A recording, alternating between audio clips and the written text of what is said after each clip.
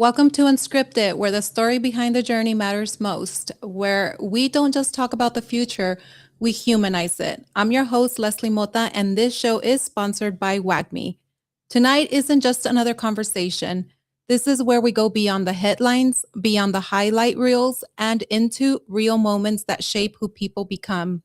The wins, the pivots, the pressure, and the purpose behind it all. Because behind every title, every success story, every move, there's a human who had to figure in real time. And tonight, we're stepping into a journey that bridges worlds from traditional systems into emergent innovation, a story built on experience, shaped by global perspective, and driven by a mission to create impact in spaces that are still being defined. This is about resilience, about reinvention, and about what it really takes to build when the rules are still being written. Tonight, we go unscripted with Mimi Vong, co founder and CEO of Metafyed. Hi, Mimi, and welcome to Unscripted. How are you doing today? Hi everyone, how are you? I'm Just doing have great. a just have a very pleasant Mother's Day yesterday to celebrating, and so I think that just really echo for what you said about being a founder.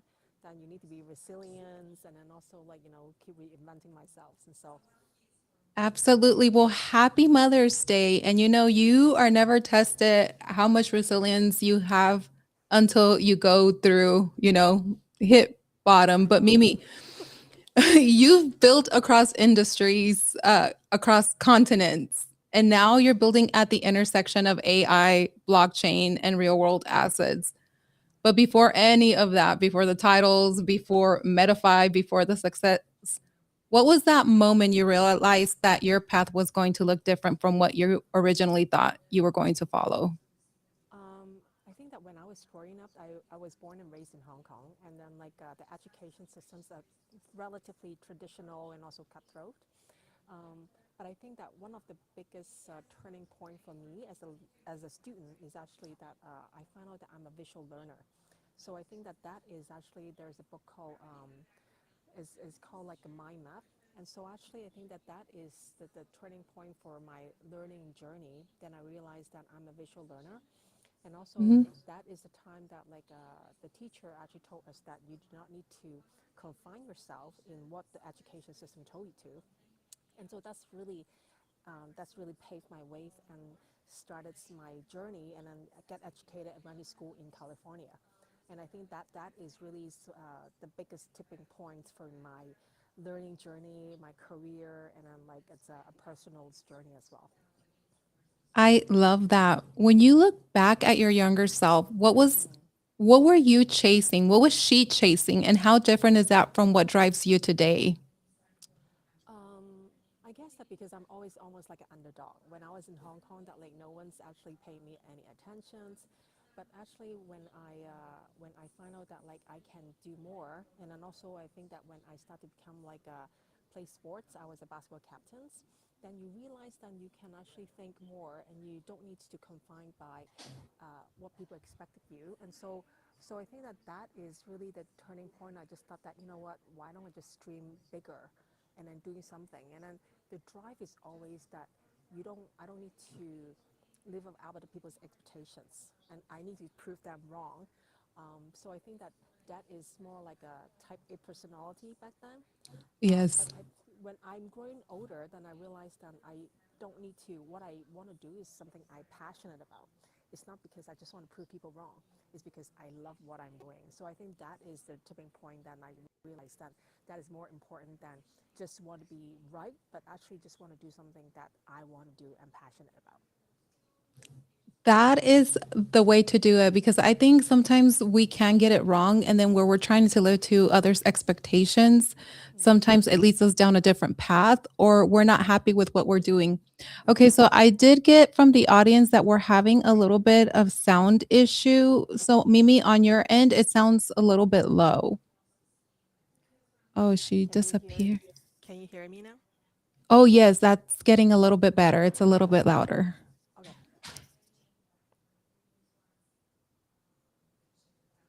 Can you hear me now? Testing. I'm back. Right there, yes. Okay. Awesome.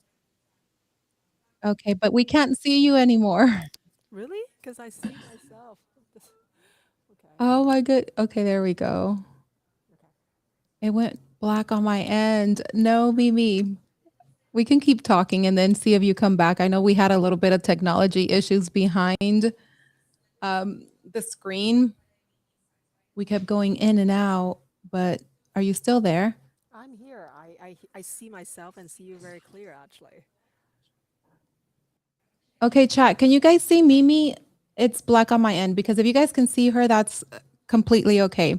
So, Mimi, let's go ahead and continue. You've lived and worked across so many cultures. How did those experiences shape the way that you see people, power, and opportunity? I think America is always that with the spirits that everything can be done as long as you want to dream and doing it. So my roommate is a Vietnamese refugee, and she's actually right now is one of the leading scientists in NASA. I think that is Oh, something wow. that like you see that, and then also one of my classmates. And like I think that when she come over to China from U.S., she was already 31. And then she used to be a nurse, and then after that she went back to community college and get her educations, and then right now that she's a doctor in physiology. And so that's why I think that like us is always give people that can do you can always achieve your dreams, and then like that's something that I truly value my educations in the US and also the friends that I met. I love that. Okay, for some reason, yes, nobody, because you can see yourself, right? And I'm looking at the live stream and we're not able to see you. That is so weird because I keep Yes. seeing myself talking to myself. Do you want to exit and come back and see if that I will. works? Let me try to do that. Yeah. Okay. Let me try to do that. Thank you. Okay. You're welcome. Hey, chat. We are with Mimi Vong today. She is the co founder and CEO of Metafyed, and she will be right back in just a moment. So we keep on trucking, we keep on moving. How's everyone today? What is your highlight of Monday? There we go. There we go. Okay, we're back. Is it better? Oh, yes. And the sound is Okay, louder okay. too. It's a lot better. Yes, yes. Awesome, awesome. Perfect. That's great. Okay, let's go. Technology issues. Don't you love them? We just keep on moving. It doesn't stop us, Mimi. It doesn't stop us. But Mimi, was there ever a moment where you felt like you had made it and then realized it still wasn't enough? Uh, there's so many of those moments. Okay, so my previous startups before I worked in Web3 for e-commerce company, and then in Series A, we've raised 45 million US dollars. And so I think that like that time I just thought, ever talk about Series A, you can raise that much, and then that's amazing. Then we Yeah. just realized then like that is just really a starting point, and then just realized that the competition is not really about the money, it's really about the tech stacks, about the people, the scale, and it's really cutthroat in China. I think that like one of the major difference in terms of battlefields in US, China is almost like a gladiator. It's coliseums. Then like if there is one idea at stake, there are going to be have 500 or like couple thousands companies doing the same things compete. Oh, wow. So it's very different than in the U.S. Then I think it's quite concentrated in California and then also like in New York. So I think that is one of the major difference. Then like when I'm in China, I just realized that it's not. The path is actually it's a lot more cutthroat. Simply because the scale and the people, and also I think that the mentality that is a lot more hungry. I mean, like coming from if you're looking at the macros history is the last 20, 30 years. China has Mhm. come from like it's a really to right now is like the the top two powerhouse right now in the world global stage. And so you can see that like the people is actually driven from um, hunger, resilience, and really hard work, like work ethics. And so that is the moment that I realized that just getting the capital is not enough. Oh, wow. Was a belief you once held strongly that you've had to unlearn? What is a belief that you've once held strongly that you've had to unlearn to become who you are today? I think that the crypto journey is one of the biggest things that I need to unlearn. My first job is actually I worked for banking for Solomon Brothers, and then which is part of the Citibank, very traditional investment bank, Wall Street's big players, and then like there is a very strong hierarchy pyramid, and like we are the intern analyst is really bottom of the slave area before we move. So everything is very hierarchy, and then like the from top down. But if you're looking at crypto and Web3, is very much like driven from bottom up, and also I think that the partnership was a lot more collaborative. So that's one of the major difference. When I start to work in crypto and Web3, it's a very completely different landscapes and then the people in terms of the interactions and dynamics.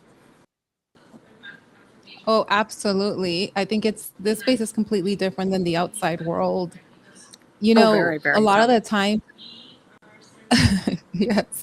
We have to often make a lot of sacrifice, especially when we start working in the space, and success often comes with sacrifice. What did you have to let go of that people don't see?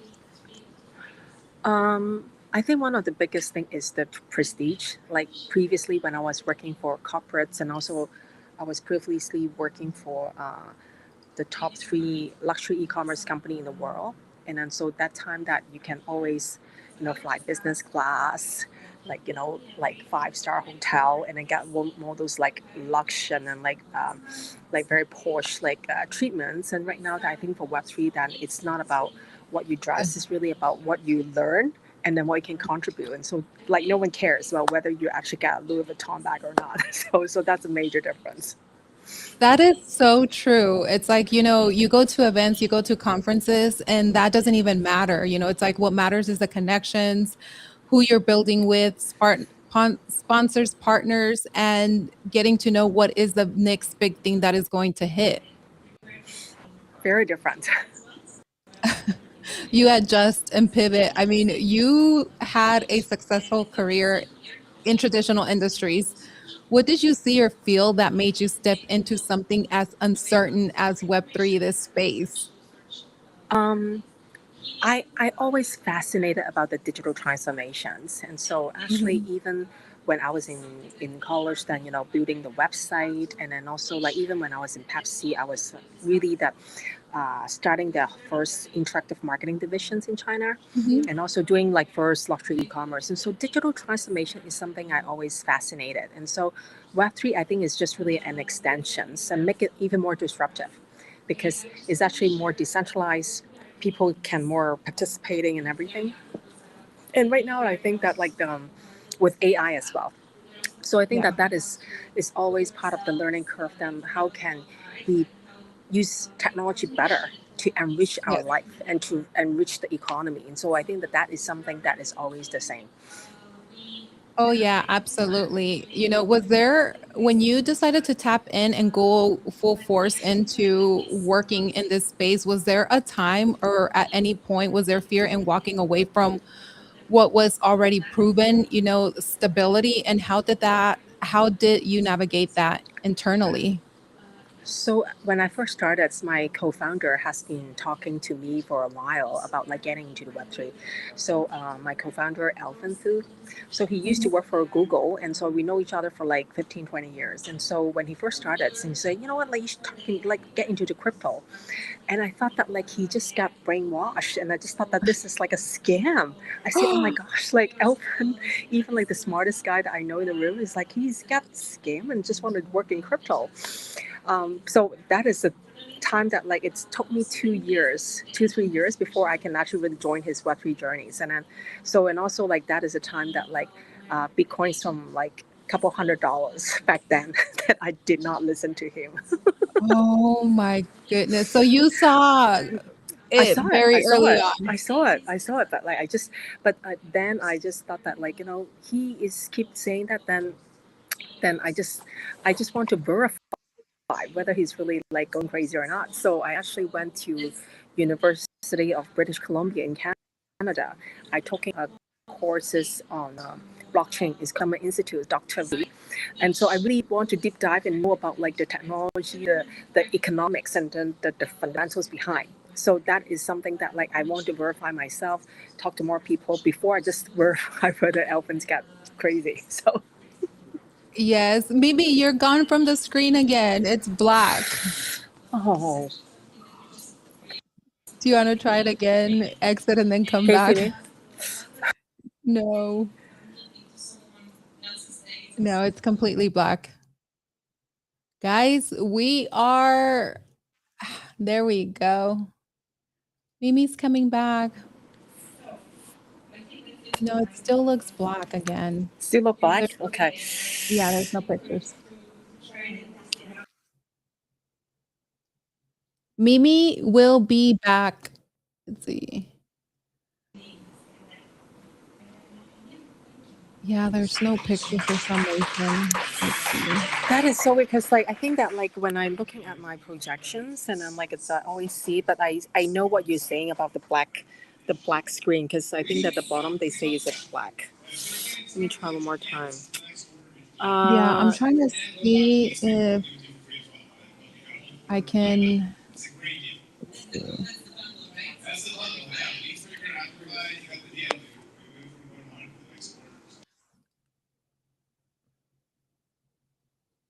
We are live with Mimi Vong, co-founder of Metafy, CEO of Metafy, and here she is.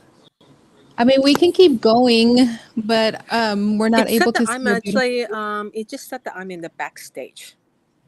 It says that you're in the backstage. Okay, let Yeah. me do it and undo it.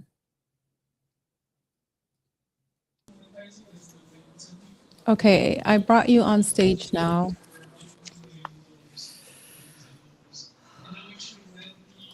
Okay.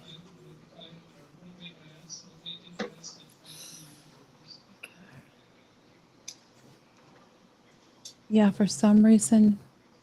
Oh, there we are. But I see. There we Other go. people. Yes. Is it We better? are back. Yes, I can see you now. Okay. Okay. So getting back to it. And thank you. I know you're probably busy and you're somewhere out there. So taking the time to come on Unscripted with us. But Mimi, what was, a lot of people stay where it's comfortable. What gave you the courage to step into the unknown?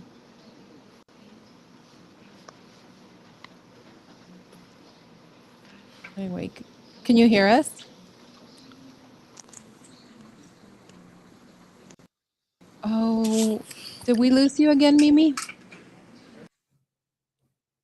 We lost her. Just bear with us, everyone. Technology issues.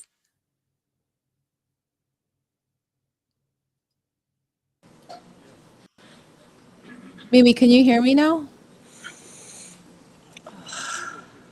Can you hear me? I can hear you, yes. I can't hear you though. You can't hear me? I can't hear you.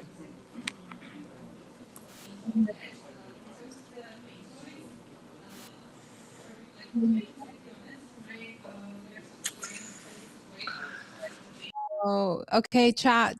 Can you guys hear me? Chat. Put in if you can hear me. Mhm.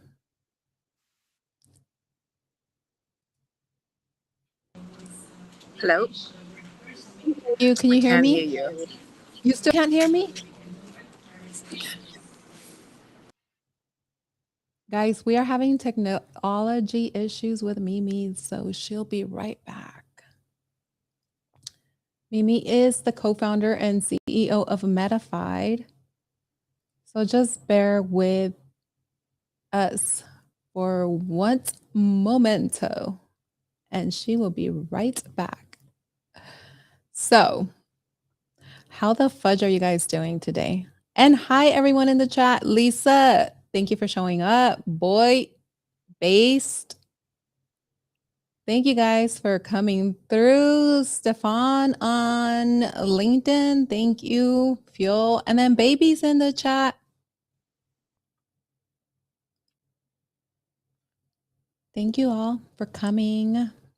This is a story about Mimi Vong, the human story. Leaving traditional institution and working in the Web3 space, building Metafyed. But this is how it goes. Technology issues happen. We just got to keep rolling. Okay, there we go. We're back. Are you okay? I am okay. I am okay. Technology, we gotta love it. You know, sometimes it works well and sometimes it doesn't. I want to thank all the audience actually with the patience. Mimi, this hasn't been the first time we've had to. I've had them in the past, and they hang in there. They worked through it. They worked through it with us. So they're a good crowd. I love them for it. They're patient. They know it's going to happen. But okay, so we'll continue. And just in case, you know, it's like I don't take a lot of your time, and then we can get into Metafyed just in case we keep having technology issues. But for someone hearing about Metafyed for the first time, what problem are you solving and why does it matter right now? I think that for everyday peoples, if you want to diversify your investment portfolios and then access those Wall Street's investment bankers or high net worth individual family office, access those deals, we never get those deals. So we want to decentralize and democratize those project finance and credits, and so let more people able to access, empowered by blockchains. And then I think that that is our end goal, and just want to make it more accessible for everyday investors. Oh, I love that. You're working on tokenizing real world assets. How do you explain that in a way that everyday people can actually feel and understand? All right, you freeze a little bit. And so what is your questions again? Okay, can you hear me now? Yes, I can hear you now. Okay, perfect. So you're working on tokenizing real world assets. How do you explain that in a way that everyday people, you know, people that are not in the space and are trying to learn about the space, how do you explain that in a way that they can actually feel and understand? Okay, so I guess that the most easiest way for people to understand is crowdfunding.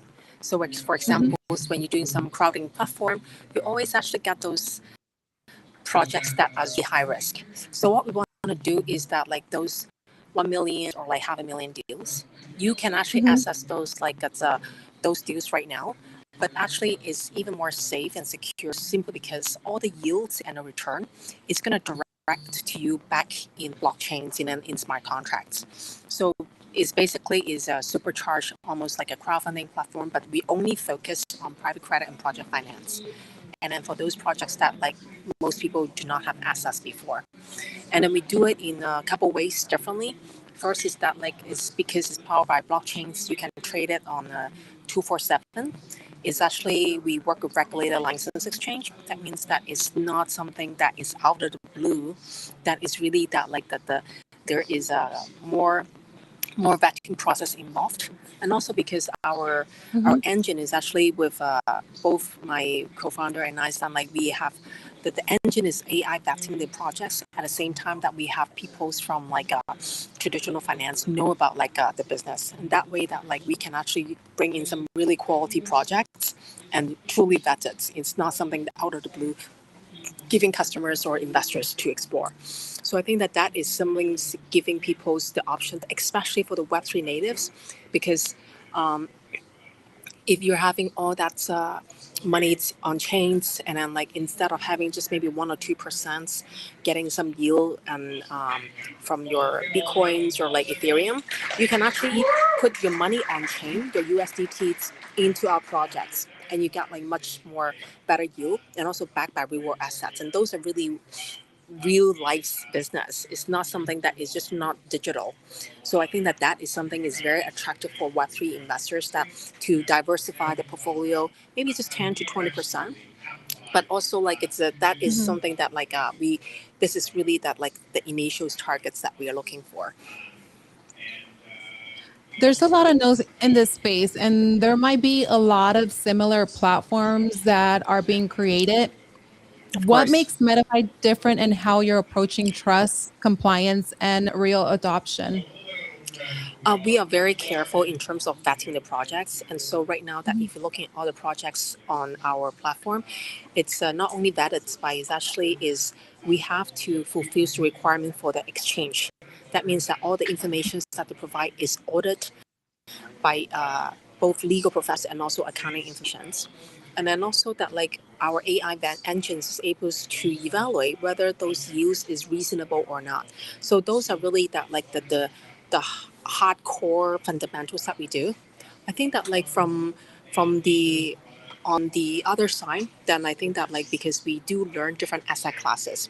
So I think that like both my business partner and I, that we have been very straight and very careful about the projects that we bring on board, because not only that we want to bring it to our community, we actually is invest in those projects ourselves, and so we are actually have skin on the game for all the projects we bring on board. So Love that. You're bridging traditional finance and Web3. Where do you think most people are misunderstanding that connection? okay, so I think one of the biggest misconception is that when they talk about Web3 or digital assets, they thought Mhm. it just really equivalents to Bitcoin, and then they just equivalents to the volatility. So what I need to tell them is that because all the projects we bring on board is backed by real world assets. That means that just because they are powered by blockchain doesn't make them become 10, 20x. Because in real Mhm. life, they already have the values.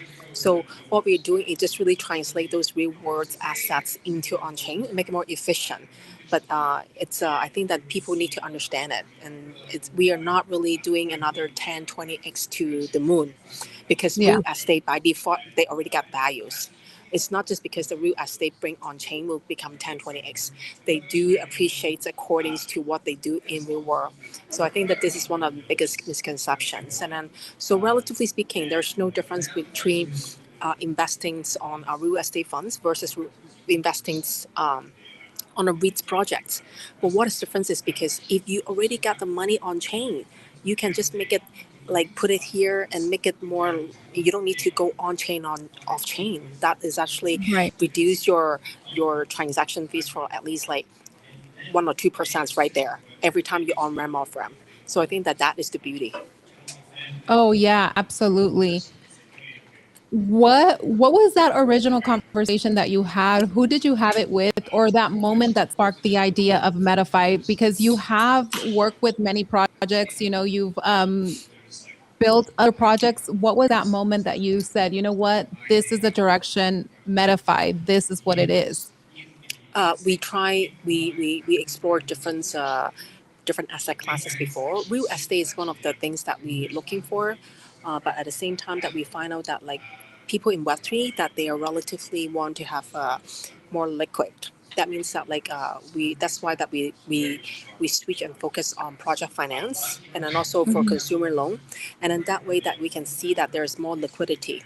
And so I think that that is one of the major difference than like we try different um, different asset classes, and some of the asset classes like it's just really not our strength, and so we don't want Yeah. to touch it. For example, like arts and arts and then fine arts, and then those we see that there's values in real world, but that require a lot more vetting period, or like understand about the art market versus that like for me and Yeah. Elvin's, then we have been doing business for a long time. So when we're looking at accounting statements and then business fundamentals, startup and technology, or like those companies, we get it.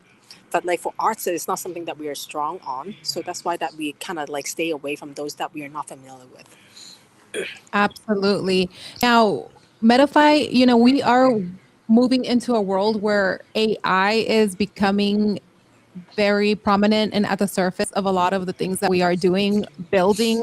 Metafy combines AI with blockchain infrastructure. Why is that combination so important? And why do you think some people might have a misconception of it?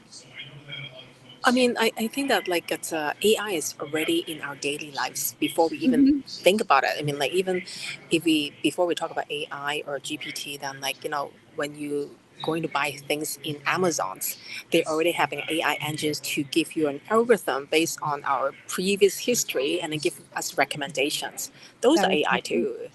So it's not something that we like suddenly change it differently. But when we're looking at AI, then like with the applications and then like the economics, we are able to uh, access more data in the real time, and so that gives us the power. And then so Mhm. right now that now when we actually everyone's got more data, and then like so you are able to make more transparent, and I think that is one of the power. The second, I think that I can see a lot more things going on from how to use agents to do the trading or agentic economies and all that. And so there is a lot of things that, or like even like I mean like the demands for machine or like power and all that stuff. So we see a lot more demand in all those. And so um, combining with that technology is just make us able to give better data and better assessments versus doing everything manually. Oh, absolutely. I think right now there's a lot of people who fear AI is replacing us. How do you personally view AI's role in the future economy? Um, I, I, I don't think that it's completely replaced. It's because we see so Mhm. many different generations that back then that when when there is the inventions of car, it doesn't it just make us drive or go to destinations faster, but doesn't stop us for going from one place to another. When we have internet, then like it doesn't stop us from shopping. Right now, that if you're looking at Mm-mm. that, then I think that even shopping that is even more like a omni channels and more comprehensive experience. And so I think that like AI is going to be integrating in our daily lives even more um, seamlessly, and we just really need to utilize it in a more smart way. And I think that we are still really early in the stage, and everyone is really catching up. And even for myself, then like starting to build my first agent, and then like my first. Um, the automatic systems, and then those are things is actually is interesting, but you just really needs to get used to it and just really deep dive a little bit. So Oh, yeah, absolutely. Mimi, what types of assets excite you the most to tokenize in the future? um, well, the fact that we thought about private credit is because I think that it also power a lot of like companies in order for them to do things that like with previously is not able to do that. Yeah. You know, for startup, not a lot of people is able to do that because it's really high risk. And then you probably know that even the VC is betting on like just getting that 1% unicorn in order to do that. But Yeah. for private credit, there's actually a lot more that you're not betting one company and then like the 99 fail. You're actually thinking and want to have a sustainable and then all the companies with a healthy growth. And so I think that in the future, then having one company, one person company is not a myth. It's doable. That means that like we need to empower more individuals in order to participate in the economy in a more powerful way. So I think that Hmm. like private credits, consumer loans, or even like a startup, and then like in better, or AI agents, AI's automatic systems is something that like we can see that there's a growth engines in that right there. Oh, yeah. Do you believe that tokenization can help under underserved or underserved communities gain access to opportunities that traditionally are reserved for the wealthy? Oh, 100%. Because like if you're looking at like a lot of like there's a lot of dry power for stable coins already. I mean, like Hmm. South America, emerging markets, and even Southeast Asia's, like 40% are really holding stable coins because of their country's economy is not. I mean, the currency is not that stable. I mean, so right now that they're using as a currency, but in the next day that they're just gonna leapfrog, and then from a banking go directly having the wallets, seeing that how can they use the money better.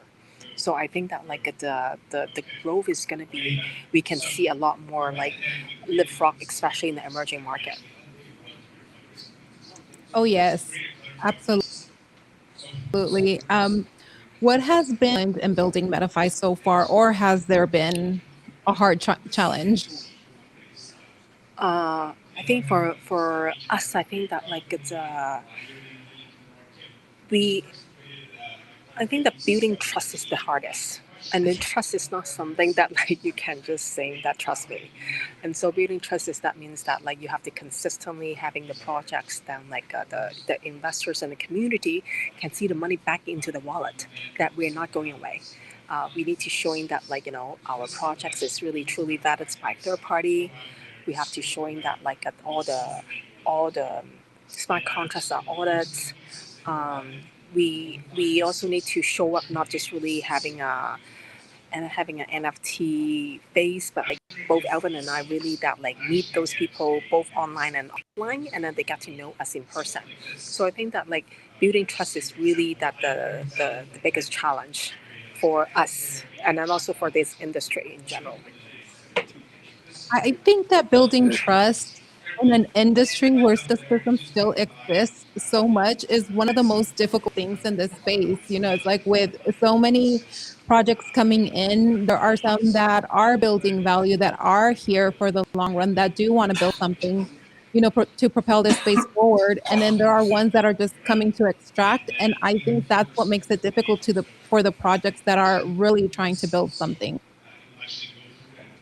for the long run. Yes, for sure, for sure. It's just that like it's but at the same time that because if the people that know us, then like we have been around for like for we're not that young, and so you can see our LinkedIn profile, you see what we Yes. did before, and so also even the projects that we bring in, and all of them is really successful. I mean, we are just bringing a couple of them, and we are not really launching hundreds, and then just really blindly just want to scale up. And so I think that this is something a little different than what the other like what other people can do. And then I mean I don't think that this is something you can replicate because um, you just really need to build brick by brick in some sense in a boring way.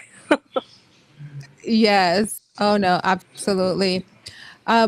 What kind of team were you intentional about building around you? Because I know that if you are going to be successful, sometimes you have to be very cognizant of the team that you are bringing on board to help you execute that vision. So how, Yep. yeah, so what kind of team were you intentional about building around you? I'm very intentional about people is like really learning is like ability to learn. I think that is one thing. And then I think that like it's honesty is actually really important. And then like honesty Oh, as if yeah. then like if they cannot do it, then just you know what I can't. I mean, or I fuck up, and then so like I make mistakes, and then they'll be honest about it, and then they upfront about it, and then we find the solutions together. And then I think Yes. that that is something that is hard. It's easy to say, but it's really hard to do. Um, I think that like it's the because Web3 is really built in a decentralized way. Then like Mhm. that is even more harder some ways. But because Elvin and I have known each other for so long, and so like we when we make mistakes, we just say shit like I did something wrong, and I'm like then we will help each other. It's kind of like playing. Playing because I used to play. I mean, like my analogy is always like playing basketball. It's like when you actually is going to one side and someone's able to find like the space and then like that's help you fit into you and help you to like cover for you. And I think that like that is something very important. But the skills, because right now that like it's the learnability and all that stuff, I think is really important because with the power of AI, I have some staff before that like when I ask them some questions, they just really pose exactly what GPT tell us, and then like, GPT have like that format about like dash dash and then hash hash and all that stuff, and so they Yes. don't even filter those answer. And then so I think that that is something that like AI will only have able to produce two kind of people. One is actually able to power through even more powerful. One is actually that like you make the people is actually not as useful and as more complacent, then like they're able to be replace them. So I think that that's really coming to two outcomes. Yes. Now, what is there any part of building Metafy that keeps you awake at night? And what part excites you the most when you wake up?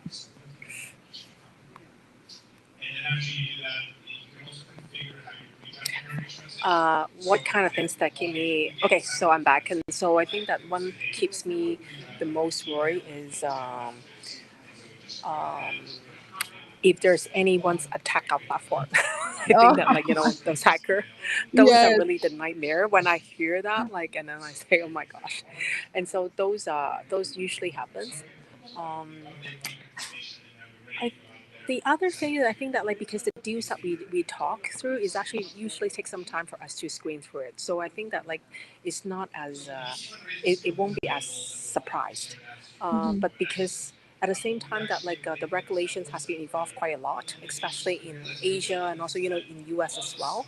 And so sometimes that like looking at the regulations and then like the change of like theme and narrative sometimes can Mhm. give you a heart attack.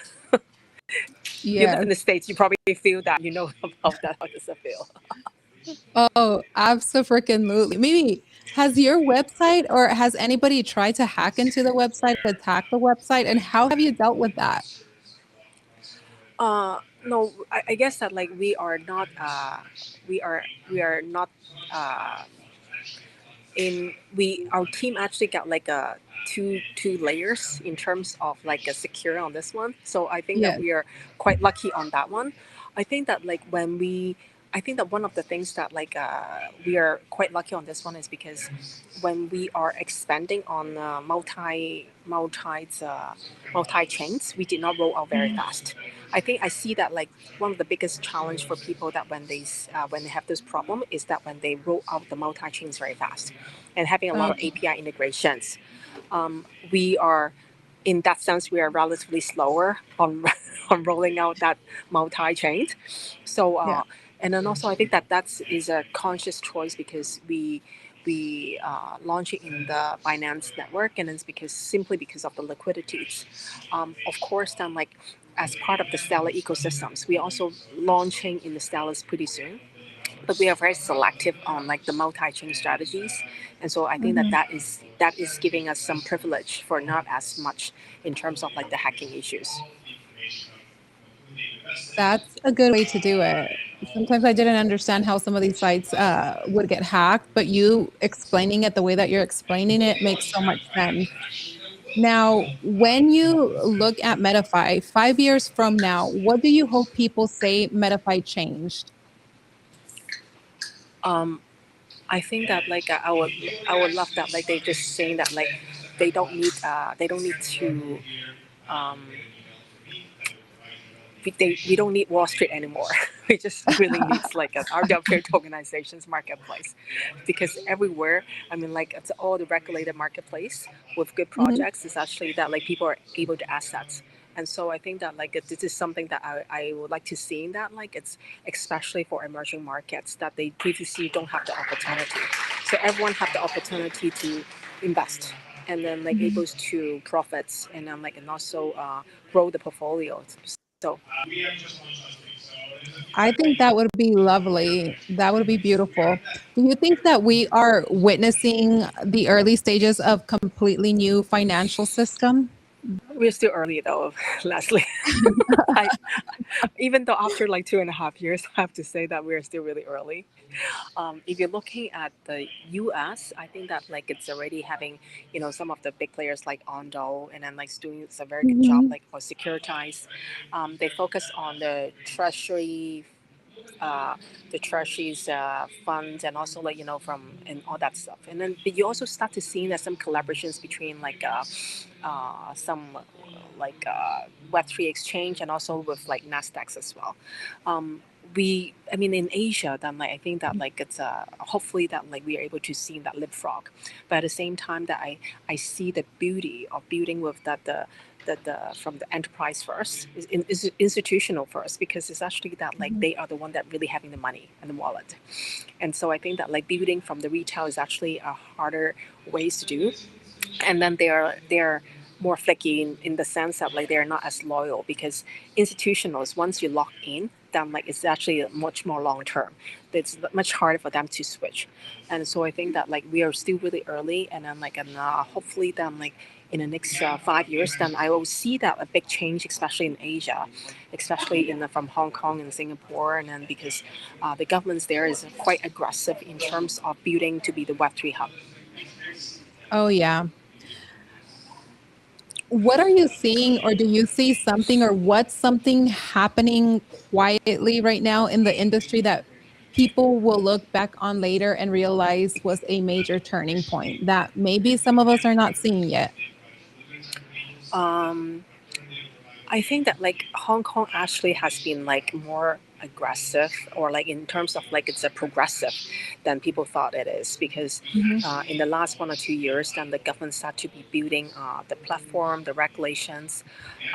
If you're looking at they it's and also like even the stable coin policy, so you mhm. can see that like right now that there will be probably more than like it's on parallel than like how does crypto industry narrative is going to happen.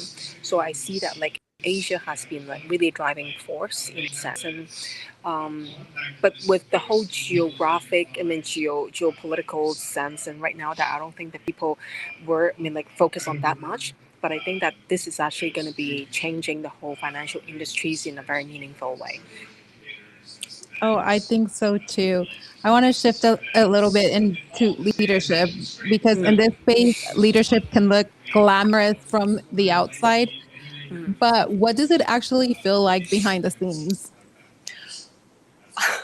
I feel like I'm doing like five people's jobs, and then like it's like seeing you. I mean, like it's I'm really glad that like finally meet you in kind of connect with you in person. But like it's last week that like it's I still got like big flu, and then like you still need to go through Mhm. all that, and then uh, you do a lot of things by yourself, that from learning about the tech stacks, and then talking with like people from different time zones, building a lot of things. And then I think that one of the major difference, not just really me as a founder, but like in this generations, no leaders can say that they just direct. They need to be get results as well, because before that you can just say I give you the directions. Right now knowledge is actually everyone's have knowledge. That means that it's Mhm. really that like whoever get things done and deliverables, and then that is really the key, and so that is even more important than before. Oh, absolutely. It's like being in charge, being the CEO, COO of any company, you have to wear so many hats. And I don't think people really understand that. It's like they just see the surface, they see the polishedness, but they never see the chaos that you have to organize behind the scenes and make everything look, beautiful on the surface. You still look very beautiful. I don't know how you do that. It's chaos. It's chaos, and you have to sometimes. Hmm. Uh, Mimi, how do you make decisions when there's no clear roadmap sometimes and everything is still being written in real time? Because this is how this space feels like. Everything is still being written in real time. uh I do have like very good mentors, and then like so I I think that in that sense I'm very lucky that like Yeah. I talked to there are quite a few mentors in my throughout my career. Then like if there's some questions, then I think that one of the things that people think about that, like is it like only list company got like a board of directors? But even Mhm. as a personal as a person, as a professional, I also have my board of directors or advisory board on different areas. And so like for me that like from certain things I need to ask certain people. So I do have like a very good advisory board, mentors, um, I also start to learn that like it's I learned to meditate, and then I think that like the meditate is something that I did more religiously in the since like last year onwards, and then I find that like it's that is very important, and also I think that sometimes I will have some time is uh, detoxify with digital device and just give myself the time and then to calm down, and so those are the couple things that I usually do in order for me to take away and then see things from a different perspective. And you have to do that. This space is evolving all the time. And, it can be a little bit frustrating. And sometimes you have to learn how to pivot and adjust and take that me time. Because when you don't, you are going to feel burned out. And how important, you said something very important. You have mentors. Do you think Mm. that's kind of where some people lack or fail in the business acumen sense because they don't take the time to really understand what they're building, the journey, the business acumen, and probably getting feedback and having mentors of maybe others that are a little bit more successful in building? Um, I don't know. I mean, like, I think that like it's everyone's will do it differently, but I guess that sometimes that like it's for founders and entrepreneurs, and then like we are actually in the paradox that like sometimes that like everyone thinks that like we have the most dumbest idea, and then you actually have the Yeah. convictions to power through, and then, Yes. so I think that like sometimes that like it's I don't know, it's like I think everyone's like functions differently, but from me then I find that that works for me because I don't, I mean like you don't follow everyone's like what they say, but at the same time that like you do actually pick some advice and then start to synthesize, and that's something that like you probably cannot do with a GPT then like even when you ask them questions, and then I think that those is actually is helpful for me.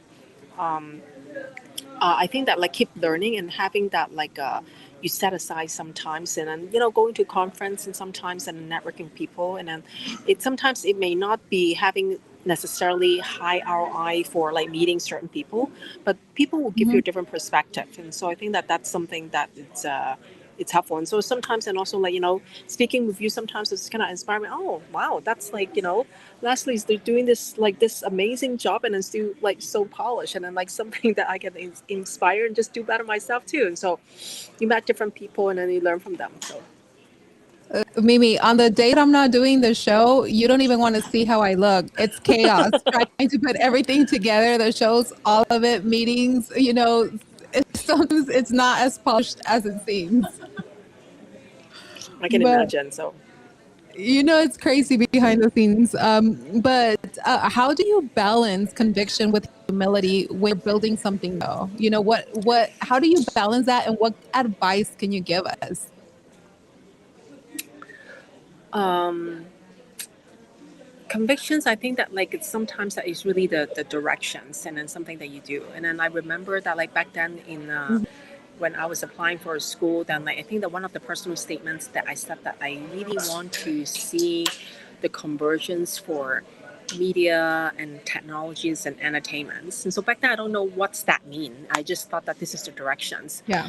But I just find out that like that is put the seeds in myself, and then turn out that like, and fast forward like 7 years later, I actually work for Pepsi is exactly doing that one, heading the interactive departments, and then like it's building that like from with the media entertainments, and then like doing the consumers and all that stuff. Um, so I think that like if you ask me, then like my convictions right now for Metafyed is that how can we make the capital market more, how can we democratize the capital market and make more people able to access and collaborate and to be part of it, and then like it's not just really that like a 0.1% people. So tokenizations is one way to do that, and then I think that there is many different ways to do that. So I think that like that's just really one way for me to achieve these directions. So I think that like maybe that for everyone's like before they do that, they just think about which directions that they want to do, and then you Mhm. work backward and saying that. So one things that like I just want to share with you that like I was recently start to become like a independent director for one of the Nasdaq listed company. So Mhm.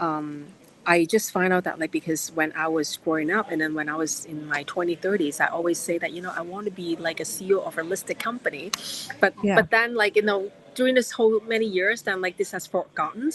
But then like when you start to doing this one right now, I become like listed companies independent director, and then so you just find out that like when you have that belief in yourself, and then like things will roll out accordingly. It's kind of weird, but like it's true. Yes. Oh yeah.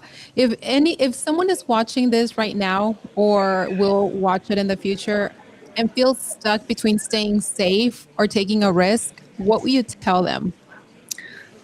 I think that just nothing is safe per se. I mean, like because like you don't even know that like whether we will be here tomorrow. So I think that there's Mhm. nothing is safe. But I think that like we just really want to make sure that like if is there anything that we regret tomorrow if we are not here today? Is there any things that like we were missing? And so I think that that is really that like it's a. I mean, Steve Jobs actually saying that what, if you die tomorrow, that means there's something that you miss, and then I think that that is something that is really a wake up call. Then you just keep asking yourself, if I if I'm not here tomorrow, so today is my last days. What is something that I'm missing? And so I think that that is something that you need to think about. I love that. Mimi, do you have a couple of minutes or a minute to do some rapid fire questions? Sure, yeah, that would be great. I would love to. Okay, let's go. Builder or investor? Builder. Risk or stability? Risk. AI or blockchain? Uh, I would say blockchain. Tradition or disruption? Oh, we lost her. Mimi, we lost you right when we were getting to the good stuff. Technology, guys, technology and whatever's happening out there is keeping us from being successful today or keeping us from something greater than ourselves. Hi, Paid, Tammy, Crypto Empress. We lost Mimi. But you know what? I got to give a shout out to Mimi because she was at a conference. She was somewhere. She was busy and she still took time to come onto the show with us. Mimi, you're gone. We can't hear you. Well, this is what happens. Sometime are we being stopped? What the heck is happening? What is going on? Everybody, what is going on? Tammy Boo! Tammy, talk to me. We lost Mimi. We've been kind of losing her in and out throughout the show. But we'll get through it, right?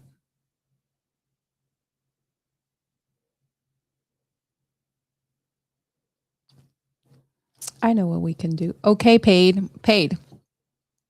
I did what you asked me to. Okay? Okay. Okay. Okay. Thank you, my Tammy Boo.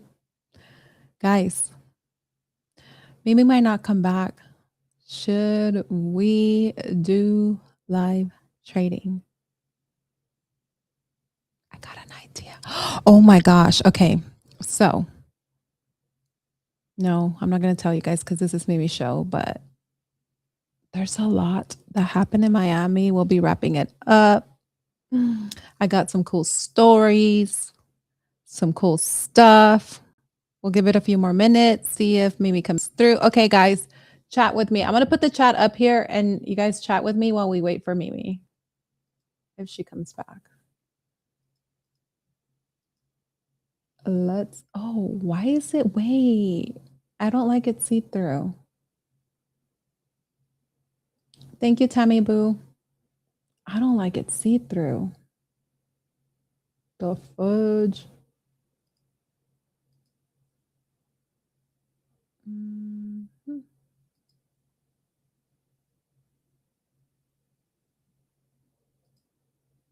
Okay, we're going to try this out.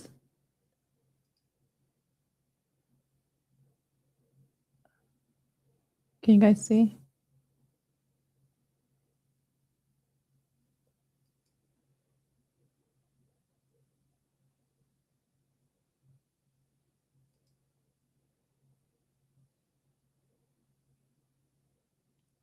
I don't think Mimi's coming back.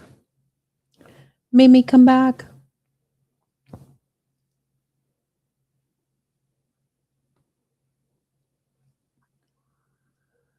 Oh my God. Okay. Guys, while we wait for Mimi, let's look at the market. What the fudge is the market doing? Lisa, baby, are you still in there? Was anybody trading? Is anybody trading? Is anybody trading?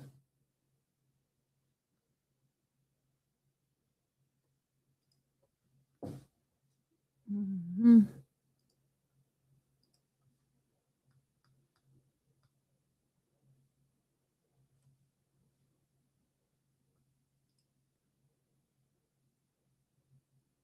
Thank you, Lisa, for telling me.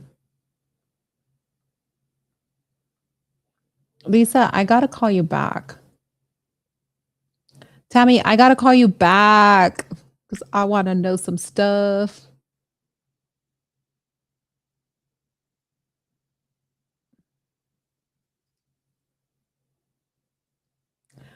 Paid, don't tell me what to do, okay? I just read your message. How the hell do I set it up?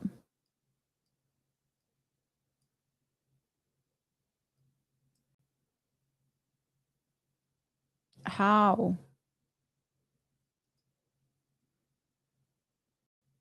No, what happened with Roaring Kitty's account? Oh, Bitcoin dipped back to 81,652. I traded it earlier today up to 81.9. I should have stayed in because it hit 82. What happened with Roaring Kitty?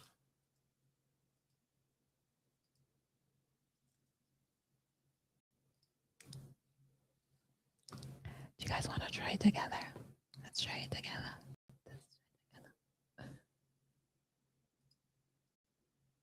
Who wants to trade with me?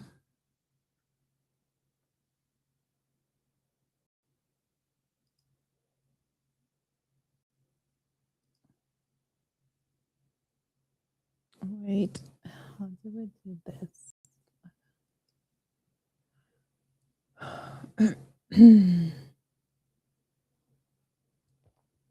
No freaking way. How do we always miss this, Tammy? How the heck do we always miss this?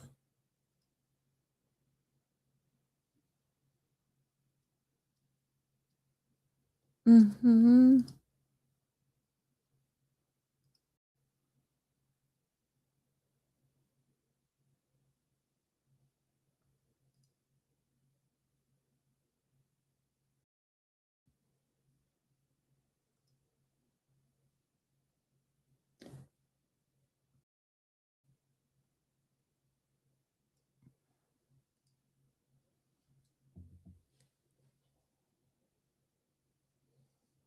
Okay, guys, hold 1 minute, por favor.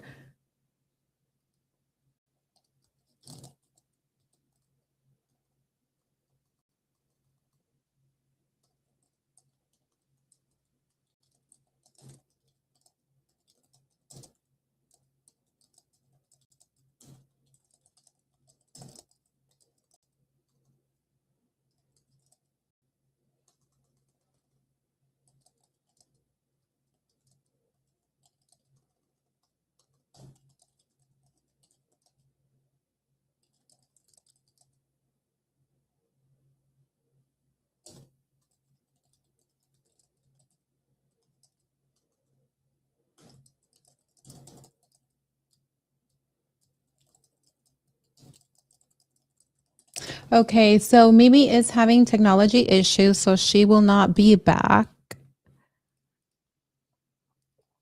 So I'm going to go ahead and shut down the live stream. Everyone, thank you for tuning in to Unscripted with Mimi Vong. She is co-founder and CEO of Metafyed, so go check them out. Tonight, don't forget, it was a reminder that the future isn't just built in technology, it's built by people willing to step into the unknown and lead. I am Leslie Mota. See you on the next one and stay unscripted, everybody. Love y'all and thank you for coming through. Have fabulous.